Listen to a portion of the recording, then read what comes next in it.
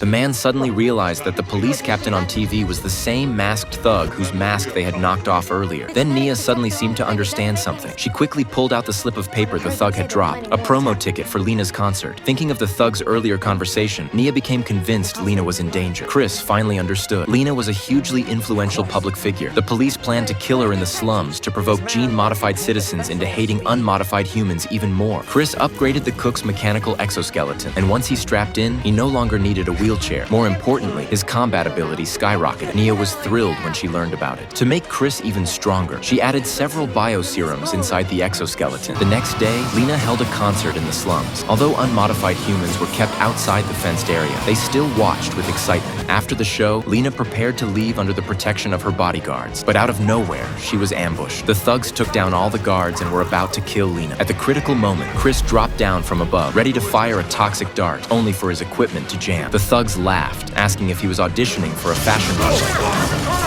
A fierce fight broke out. With his mechanical enhancements, Chris caught them off guard and took down several attackers. He then got Lena into a car, but because he forgot to remove his mask, Lena screamed in terror. Chris hurried to explain he wasn't the enemy and took her home. During the earlier fight, Chris had been cut. As he struggled to clean the bloody wound, Lena rushed over to help. Her real dream had always been to become a doctor, but her genetically enhanced talent for singing pushed her toward performing instead. Lena asked why the thugs were targeting him. Chris explained the attackers were actually gene-modified people trying to stir up conflict and block Proposal 42. They had lived superior lives for so long. Why would they ever agree to let unmodified humans gain access to genetic upgrades? Lena refused to believe it and insisted she had an important event the next day, and Frank would be there too. Chris immediately panicked, certain Frank was the thug's next target. Lena wanted to call the police for help. Chris yelled absolutely not. The police captain was one of the thugs. Once they slipped into the hospital where the event was held, Chris shouted for everyone, pregnant women, staff, everyone, to slowly come out. Lena invited them all to a private performance and ushered them into a room. Meanwhile, the thugs had already entered the hospital lobby. Just as they were about to proceed inside, Chris blocked them, and the fight broke out instantly.